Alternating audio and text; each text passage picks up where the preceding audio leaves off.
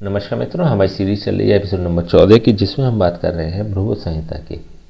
भृगु संहिता के अंतर्गत आज हम बात करने जा रहे हैं कुंभ लग्न के चतुर्थ भाव में यदि सूर्य स्थित हो तो उसके क्या फलादेश होंगे। प्रथम भाव में 11 नंबर का मतलब होता है कुंभ लग्न, और कुंभ लग्न में सूर्य सप्तम भाव का स्वामी होता है।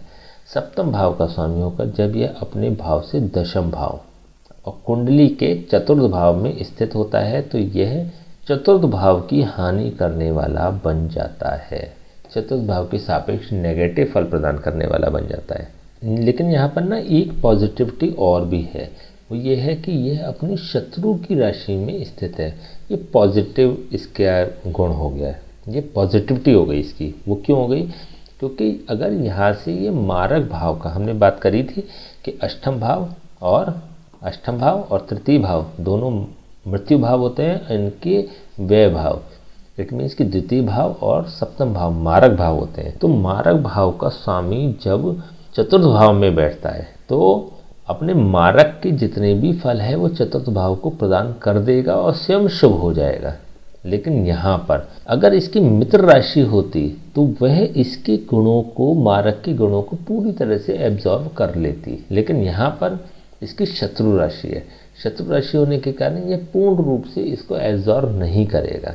तो ऐसी स्थिति में यह शत्रु राशि पर स्थित होने के कारण थोड़ा सा पॉजिटिव भी हो रहा है। चतुर्भाव से संबंधित जो भी कंटेंट्स हैं, जैसे कि वाहन सुख से संबंधित, गृहस्थ सुख से संबंधित, घर के सुख से संबंधित, अपने भवन से संबंधित, भूमि से संबंधित, माता से संबंधित, इन सभी चीज़ों में व्यक्ति को पीड़ा पहुंचाने वाला होगा, व्यक्ति को पीड़ित करने वाला होगा।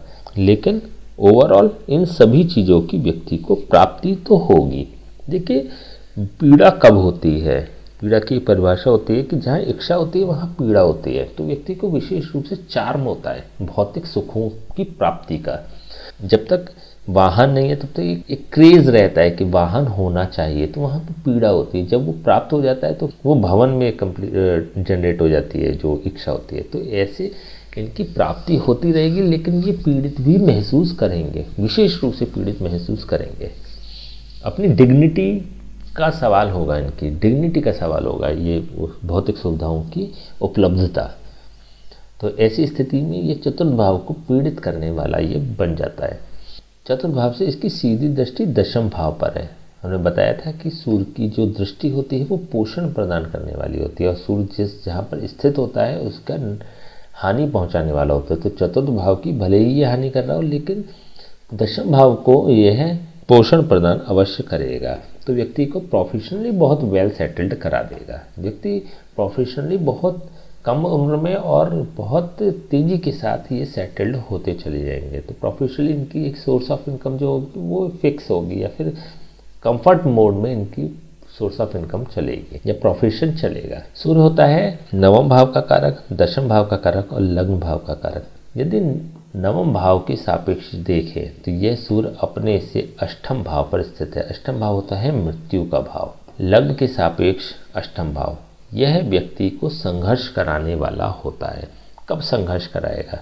विशेष रूप से सूर्य की आयु तक तो विशेष रूप से कराएगा, और सूर्य की महादशा और सूर्य की अंतर्दशा में कराएगा। उसके बाद का जो समय होगा वो बेहतर होगा, वो चीज़ें ठीक होंगी, क्योंकि यह केवल और केवल सूर्य के सापेक्ष ही नेगेटिव हो रहा है। देखिए, यहाँ पर हम कारक देख रहे हैं, हम यहाँ पर स्वामी नहीं देख रहे, क्योंकि यहाँ पर नवम भाव का स्वामी तो शुक्र है। तो शुक्र की जो स्थिति होगी इसके अकॉर्डिंग शुक्र का प्रॉपर फल होगा।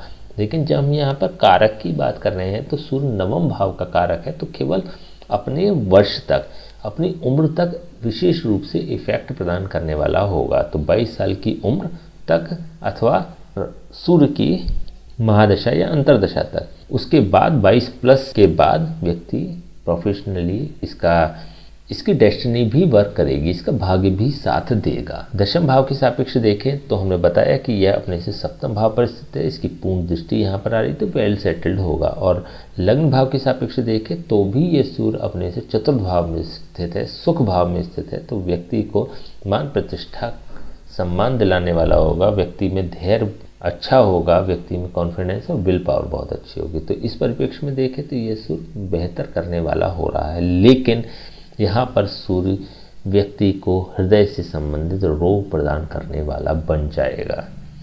हड्डियों से संबंधित रोग, सिर दर्द से संबंधित रोग और हृदय से संबंधित रोग। तो हृदय से संबंधित विशेष रूप से, क्योंकि काल पुरुष की बात करें तो कर्क राशि और चतुर्थ भाव पर हृदय निवास करता है, तो ऐसे में ये हृदय रोग की संभावना विशेष रूप से बना देगा। इसके अलावा किसी अन्य रोग की संभावना नहीं बनती। चलिए हम इसके उपाय की बात कर लेते हैं। चतुर्थ भाव में सूर्य बहुत अच्छा होता है, बहुत बेहतर होता है, प्राप्ति भी कराएगा और संघर्ष भी कराएगा संबंधित चीज़ों में। तो ऐसे में किसी पंडित से बात करके इसके जाप और हवन कराएं सिंपली, और किसी अन्य उपाय की आवश्यकता नहीं है। देखिए यहाँ पर हम कोई भी उपाय स्वयं करने की सलाह नहीं देंगे, क्योंकि यहाँ पर मारक भी है। सूर्य जब मारक हो रहा है तो इसका किसी भी प्रकार का कोई भी उपाय स्वयं नहीं करना चाहिए।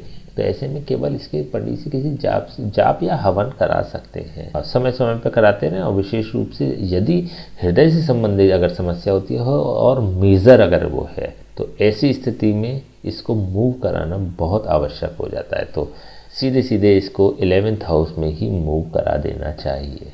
11th हाउस में मूव कराने का मतलब है महिलाएं अपने सीधे हाथ की कलाई में और पुरुष अपने बाएं हाथ की कलाई में तांबे का कड़ा धारण कर लें, जिससे कि ये 11th हाउस में क्लिक करने लगेगा और चतुर्थ भाव से इसके प्रभाव समाप्त होंगे। ठीक है, तो आज हमने बात करी कुंभ लग्न के चतुर्थ भाव में यदि सूर्य स्थित हो तो उसके क्या फलादेश होंगे। नेक्स्ट वीडियो में हम बात करेंगे कुंभ लग्न के पंचम भाव में यदि सूर्य स्थित हो तो उसके क्या फलादेश होंगे। तब तक के लिए हमें आज्ञा दीजिए। नमस्कार।